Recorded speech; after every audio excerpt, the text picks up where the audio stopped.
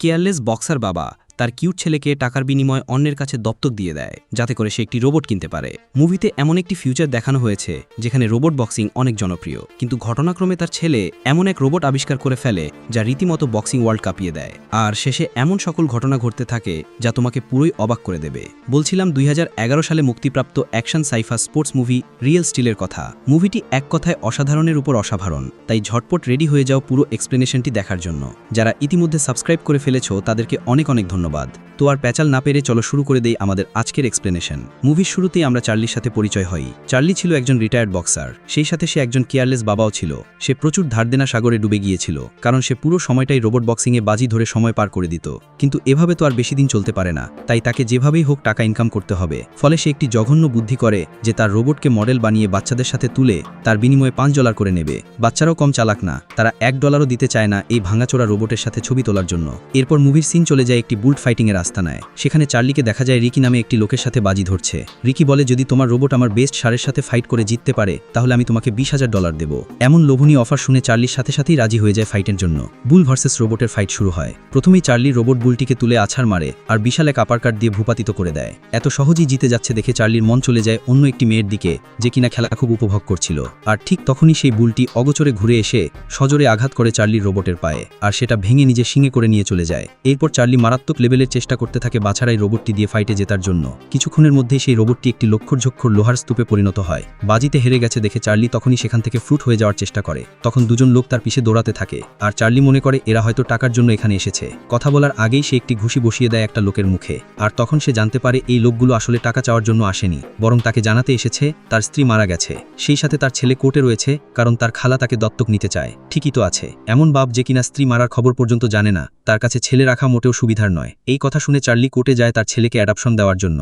সেখানে গিয়ে সে বুঝতে পারে তার ভাইরা ভাই অত্যাধিক লেভেলের ধনী, আর তখনই সে তার কাছ থেকে টাকা খাওয়ার ধান্য করে। তার ভাইরা ভাইকে বুঝিয়ে বলে, ভাই তুমি আমার ছেলেকে নিতে পারবা যদি আমাকে $1,00,000 দাও। বড়লোক ভাইরা ভাইয়ের আর কোনো ছেলে পেলে না থাকার কারণে সে সাথে সাথেই টাকা দিতে রাজি হয়ে যায়। এরপর চার্লি চলে আসে তার গার্লফ্রেন্ড বেলির আস্তানায়। সেখানে দেখা যায় চার্লি তার ভাঙা রোবটটি তাকে দিয়েছে ঠিক করার জন্য। বেলি আসলে রোবটের মেকানিক ছিল, আর চার্লি যতবারই এরকম ভাঙা রোবট নিয়ে আসে ততবারই সে ঠিক করে দেয়। এছাড়াও চার্লি তার কাছ থেকে মেলার টাকা ধার নিয়েছিল। আর এসব বিষয় নিয়ে বেলি অনেক ফ্রাস্ট্রেটেড। কিছুক্ষণের মধ্যেই তার ভাইয়েরা ভাই তার ছেলেকে নিয়ে সেখানে উপস্থিত হয়, আর তাকে পাওনা $5,000 অ্যাডভান্স দিয়ে দেয়। সেই সাথে তার ছেলেকে রেখে যায় সামারের আগ পর্যন্ত তার সাথে থাকার জন্য।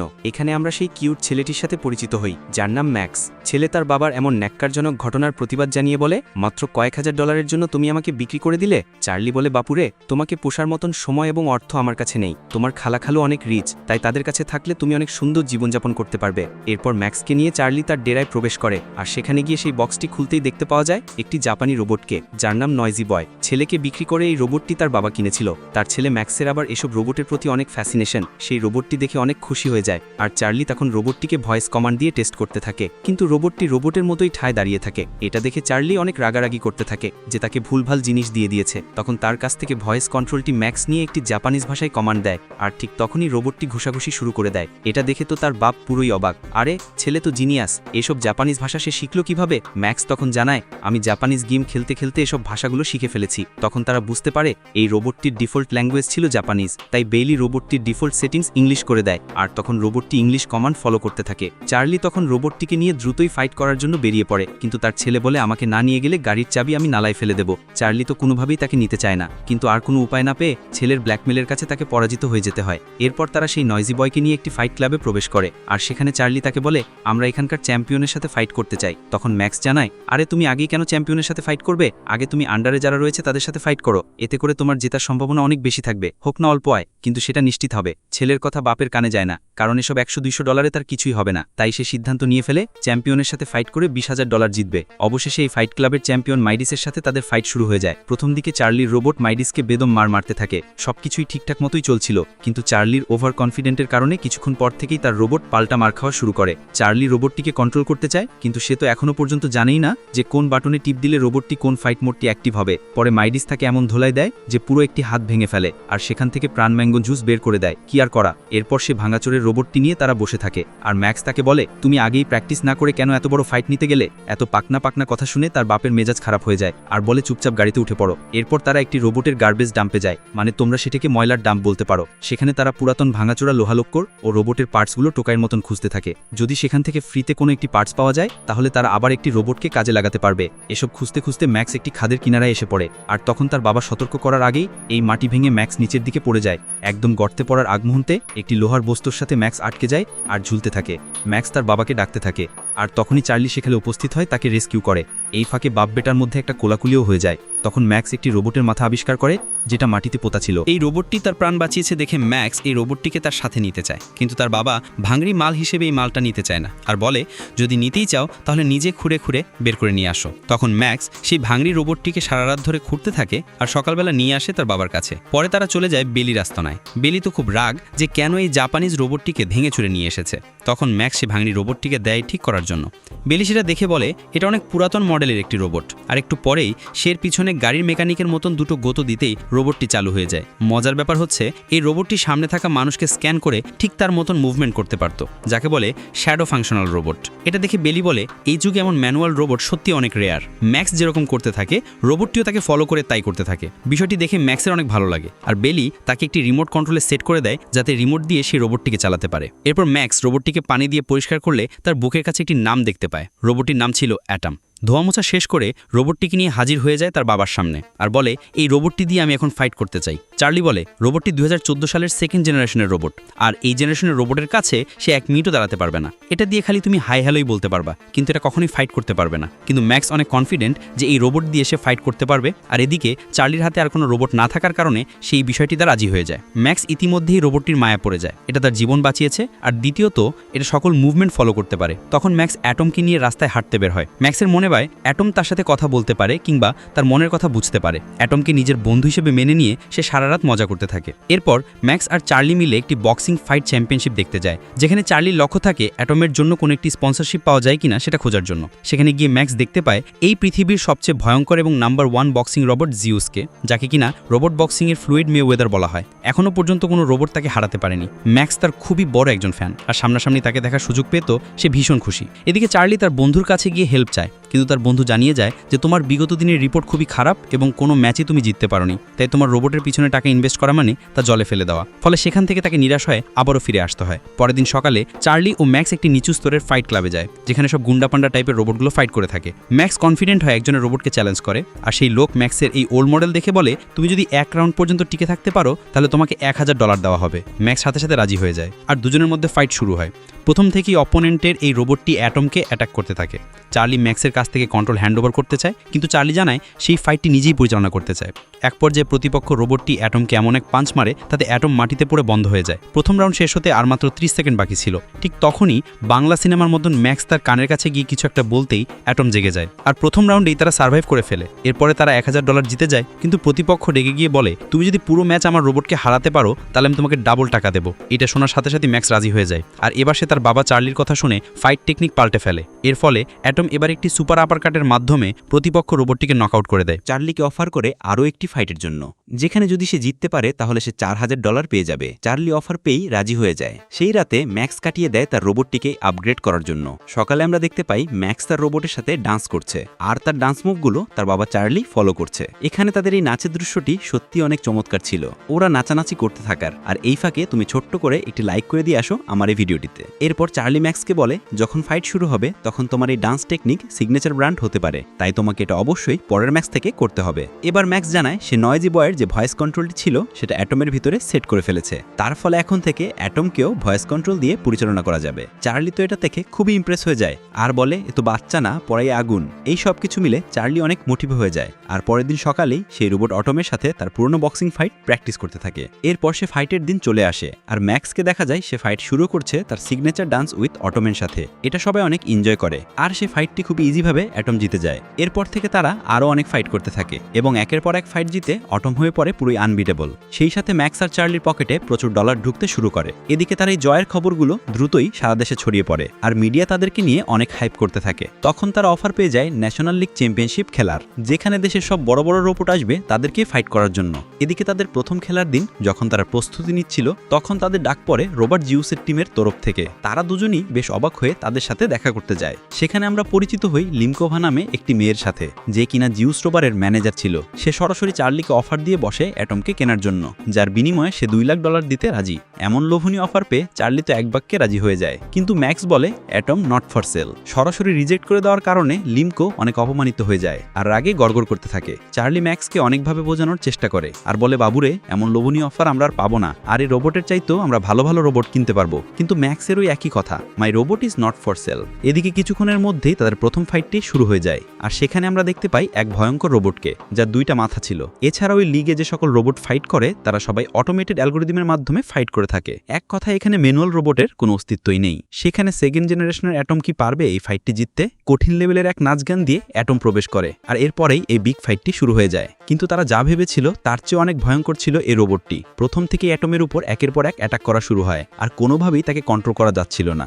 ম্যাক্স চিৎকার করে বলতে থাকে, চার্লি কিছু একটা করো। চার্লি তখন এই রোবটের একটি উইক পয়েন্ট খুঁজে পায়, যেটা তার হাতের মধ্যে ছিল। সে তখন টাইম ক্যালকুলেশন করে নেয় আর ফাইট ব্যাক শুরু করে। চার্লি টার্গেট ছিল ওই রোবটের একদম মেইন সার্কিট বোর্ডের দিকে, তাই সে বারবার তার বুকে পাঞ্চ করতে থাকে। ফলে রোবটটির সিস্টেম দ্রুতই ক্র্যাশ হওয়া শুরু হয় আর এই সুযোগে চার্লি তাকে একটি রাইট হ্যান্ড আপারকাট দিয়ে রোবটটিকে পুরোই ডিস্ট্রয় করে ফেলে। অবশেষে এক দুর্দান্ত ফাইটের পর অ্যাটমকে বিজয়ী হিসেবে ঘোষণা করা হয়। তখন উপস্থাপকদের কাছ থেকে ম্যাক্স তার মাইকটি কেড়ে নিয়ে দর্শকদের উদ্দেশ্যে কথা বলতে শুরু করে। সে দর্শকদের জানিয়ে দেয় জিউসের টিম অ্যাটমকে কিনতে চেয়েছিল আর সে এবার জিউসকে সরাসরি চ্যালেঞ্জ করে বসে। এরপর তারা তাদের ভিক্টরি সেলিব্রেট করতে থাকে, কিন্তু তাদের এই সেলিব্রেশন বেশিক্ষণ স্থায়ী হয় না। তার সেই পুরাতন পাওনাদার রে সেখানে চলে আসে এবং চার্লির কাছ থেকে জোরপূর্বক মারধর করে সব টাকা ছিনিয়ে নিয়ে যায়। এই ঘটনার পর চার্লি ভাবে যে তার এই ধরনের অনিয়ন্ত্রিত জীবন তার ছেলের জন্য হুমকির কারণ হতে পারে, তাই সে ম্যাক্সকে তার খালার কাছে পাঠিয়ে দিতে চায়। পরের দিন তার খালার কাছে ম্যাক্সকে রেখে যাওয়ার সময় ম্যাক্স যেতে না চাইলেও চার্লি তাকে এক প্রকার জোরপূর্বক তার সাথে পাঠিয়ে দেয় আর এর ফলে ম্যাক্স অনেক বেশি দুঃখ পায়। কিন্তু চার্লি ম্যাক্স চলে যাওয়ার পর থেকেই তাকে অনেক মিস করতে থাকে। তখন সে তার মনের কথাগুলো বেলির সাথে শেয়ার করে। বেলি তখন তাকে জানায়, তোর ম্যাক্সের সাথে থাকাটাই সবচেয়ে বেশি প্রয়োজন, কারণ বাবার ভালোবাসা অন্য কাউকে দিয়ে কখনোই সম্ভব না, তাই তুমি তাকে ফেরত নিয়ে আসো। এসব শুনে চার্লির মনে অনেক সাহস আসে আর সে চলে যায় ম্যাক্সকে নিয়ে আসার জন্য। চার্লি সেখানে ম্যাক্সকে সরি বলে এবং তার খালার কাছে পারমিশন চায় যে ম্যাক্সকে নিয়ে যাওয়ার জন্য। সেই সাথে চার্লি এটাও বলে, আমরা অবশ্যই জিউসের সাথে ফাইটটি করব এবং সেখানে তোমাকে অবশ্যই প্রয়োজন। এসব কথা শুনে তার খালাও ম্যাক্সকে যেতে দেয় আর ম্যাক্স আর চার্লি আবারও একসাথে হয়ে যায়। এদিকে অটম আর জিউসের মধ্যকার ফাইট পুরোই হাইপ হয়ে যায় সারা পৃথিবীতে আর সবাই এই ফাইনাল ফাইট দেখার জন্য উন্মুখ হয়ে পড়ে। একদিকে রোবটের ফ্লয়েড মেওয়েদার, অন্যদিকে ধোলাই খালের রোবট অটম। ধোলাই খালের হলে কি হবে, আসলে অ্যাটমের যে স্টিল দিয়ে তৈরি করা ছিল সেটা কোনো অংশেই টাইটানিয়ামের চাইতে কম শক্ত নয়। অটমের বডি শুধু লোহালক্কর ছাড়া এমন কোনো কিছুই নেই যেটা ডিজেবল হয়ে গেলে তার পুরো ফাংশনালিটি ডাউন হয়ে পড়বে, আর এটাই ছিল অটমের একটি ইউনিক পয়েন্ট। এরপর ফাইট শুরু হওয়ার পালা। প্রথমে অটম আর ম্যাক্স উপস্থিত হয় তাদের সিগনেচার ড্যান্স মুভ দিয়ে আর তারপরেই জিউস উপস্থিত হয়। জিউস প্রায় 1.5 গুণ ছিল অ্যাটমের চেয়ে, আর সে যখন রিংয়ে ওঠে তখন কোনো রকম না হেঁটে বরং 1 লাফ দিয়ে রিংয়ের ভিতরে চলে আসে। এটা দেখে তো চার্লি পুরো ভরকে যায় আর এর কিছুক্ষণের মধ্যেই সেই বিগ ফাইটটি শুরু হয়ে যায়। কিন্তু প্রথম 5 সেকেন্ডের মধ্যেই জিউসের একটি শক্তিশালী পাঞ্চে অটম মাটিতে লুটিয়ে পড়ে। চার্লি যা ভেবেছিল তার চেয়ে কয়েক হাজার গুণ বেশি শক্তিশালী এই জিউস। অটম কোনো রকম মাটি থেকে উপরে ওঠার সাথে সাথে আবারও পাঞ্চ এবং এই পাঞ্চের মাধ্যমে আবারও সে নকডাউন। চার্লি কি করবে ঠিক বুঝে উঠতে পারছিল না। অটম আবারও কোনো রকম উঠে পড়ে, কিন্তু জিউস তাকে অ্যাটাক করতেই থাকে এবং আবারও একটি পাঞ্চ মেরে নকডাউন করে দেয়। কোনো উপায় না দেখে চার্লি তখন অ্যাটমকে কর্নারে নিয়ে যায় আর এই রাউন্ডটি কোনো মতে টিকে থাকার জন্য কমান্ড দেয়। কিন্তু তখনই চার্লি সুযোগ বুঝে জিউসকে একটি রাইট আপারকাট মেরে দেয় আর এটা দেখে পুরো দর্শক হতবাক হয়ে যায়, কারণ এখনও পর্যন্ত কোনো রোবটের ক্ষমতা হয়নি জিউসের গায়ে একটি আঁচড় দেওয়ার। আর এই মারাত্মক লেভেলের আপারকাট খেয়ে জিউসের ফাংশন কিছুটা নষ্ট হয়ে যায় আর এই সুযোগেই চার্লি তাকে কাউন্টার অ্যাটাক করতে থাকে। জিউসের টিমের সবার মাথা পুরো খারাপ হয়ে যায় আর তখনই তারা আবারও ফাইটে ব্যাক করে আর এবার অটমকে কর্নারে নিয়ে যেয়ে জিউস ধবল ধলাই করতে থাকে। রাউন্ড শেষ হতে আর মাত্র 10 সেকেন্ড বাকি ছিল, কিন্তু এরই মধ্যে অটম প্রায় বিধ্বস্ত হয়ে পড়ে। অবশেষে ফাইনাল পাঞ্চ করার আগেই রাউন্ডটি শেষ হয়ে যায়। এরপর দ্রুত চার্লি ও ম্যাক্স রিংয়ের মধ্যে গিয়ে অ্যাটমের বডি পার্টস ঠিক করে দেয়। তারপর শুরু হয় দ্বিতীয় রাউন্ড, কিন্তু এরই মাঝে অটম কোনোভাবেই সার্ভাইভ করতে থাকে। পরের রাউন্ডগুলো থেকে অটম অ্যাটাক করা শুরু করে আর মাঝে মাঝেই সে জিউসের পুরো থোবড়া উড়িয়ে দিতে থাকে। এভাবেই এই রুদ্ধশ্বাস ফাইট ম্যাচটি চতুর্থ রাউন্ডে এসে পড়ে আর এই রাউন্ডে জিউসের একটি আঘাতের কারণে অটমের ভয়েস কন্ট্রোল ডিভাইসটি নষ্ট হয়ে যায়। ফলে অটম আর ভয়েস কমান্ড শুনে রেসপন্স করতে পারে না। এই সুযোগে জিউস অটমকে এমন ড্রিলিং করতে থাকে যে তার ভিতর থেকে পুরো ধোঁয়া উঠিয়ে দেয়। ভয়েস কমান্ডটি নষ্ট হয়ে যাওয়ার ফলে ম্যাক্স তখন চার্লিকে বলে, তুমি অ্যাটমের সাথে শ্যাডো ফাইট করো, কারণ তুমি একজন রিয়েল বক্সার, তুমি যা করবে অ্যাটম ঠিক সেইভাবেই অ্যাটাক করবে। চার্লি তখন রাজি হয় না, কিন্তু ম্যাক্স তার কাছে সাহায্য ভিক্ষা চাইলে চার্লি রাজি হয়। ম্যাক্স তখন অ্যাটমের শ্যাডো ফাইট মোড অন করে দেয় আর সর্বশেষ রাউন্ড শুরু হয়। এবার প্রথম থেকেই জিউস এই বিধ্বস্ত অ্যাটমের উপরে অত্যাচার করতে থাকে আর চার্লি শুধুমাত্র ডিফেন্স করতে থাকে। এরকম মার খাওয়া দেখে ম্যাক্স চার্লিকে বলে, প্লিজ ফাইট ব্যাক করো, ওকে মারো। চার্লি তখন বলে, নট ইয়েট, মানে এখনই না। আসলে চার্লি অপেক্ষা করছিল জিউসের পাওয়ার লেভেল কমিয়ে আনা পর্যন্ত। ফলে একটানা এত ফাইট করতে গিয়ে জিউস কিছুক্ষণের মধ্যে তার পাওয়ার ডাউন করে ফেলে আর সে কোনো অ্যাটাক করতে পারে না। ঠিক তখনই চার্লি বলে, এইবার সময় এসেছে ফাইট ব্যাক করার, আর এরপরেই সে ফাইট করা শুরু করে দেয়। চার্লি এবার নিজের বক্সিং খেলার মতন পাঞ্চিং করতে থাকে আর সেটা দেখে অ্যাটম সে পাঞ্চ